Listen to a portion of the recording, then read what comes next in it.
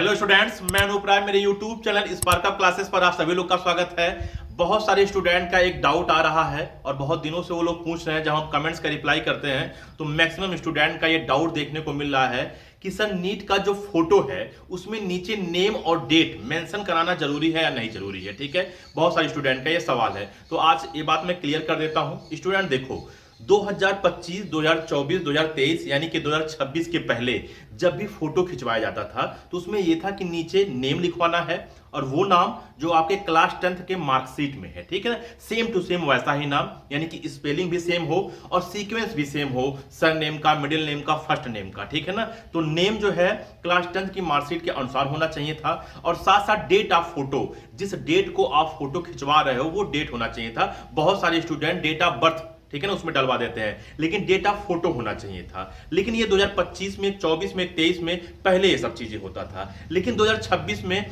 ऐसा नोटिफिकेशन कुछ भी नहीं दिया था कि आपको नाम लिखवाना है या डेट ऑफ फोटो लिखवाना है, ऐसा दिया ही नहीं था। हाँ, वो ये भी नहीं कहा था कि नहीं लिखवाना है, ठीक है ना, लेकिन ये भी नहीं कहा था कि लिखवाना ही है, कुछ इसके बारे में कहा ही नहीं था।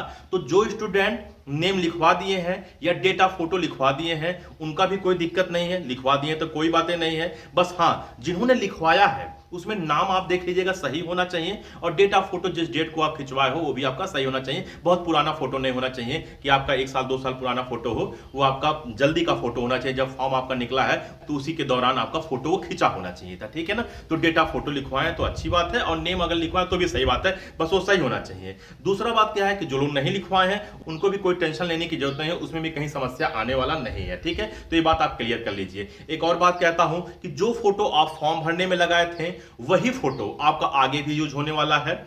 जब आपका एडमिट कार्ड लगेगा तो एडमिट कार्ड में भी आपका 2 फोटो आपको चिपका के लेके जाना है।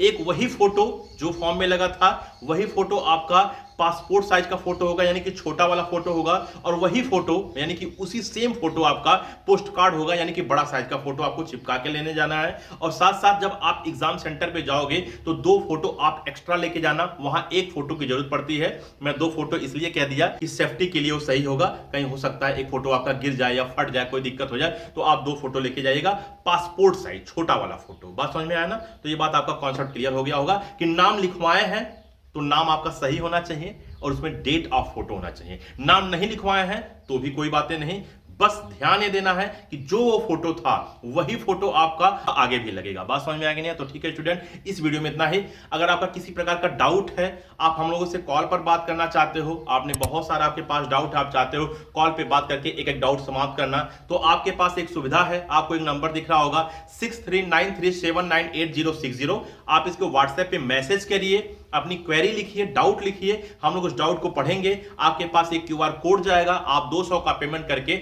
हम लोगों से बात कर सकते हो। पेमेंट करने के बाद आपको उसका स्क्रीनशॉट भेजना होगा, नाम लिखकर भेजना होगा। जब हम लोग चेक कर लेंगे अकाउंट में पैसा आ गया है तो हम लोग कॉल करेंगे और आपका एक एक डाउट समाप्त करेंगे। और मान लीजिए आपका डाउट नहीं समाप्त कर पाते हैं किसी कारणवश, तो आपका जो पैसा है उसी अकाउंट में रिफंड कर दिया जाएगा। तो आप ये सुविधा उठा सकते हो। वैसे अगर छोटे मोटे डाउट है तो आप कमेंट में भी पूछ सकते हो। तो इस वीडियो में इतना ही, मिलते हैं अगले वीडियो, तब तक के लिए जय हिंद। आप लोग कमेंट जरूर कीजिएगा।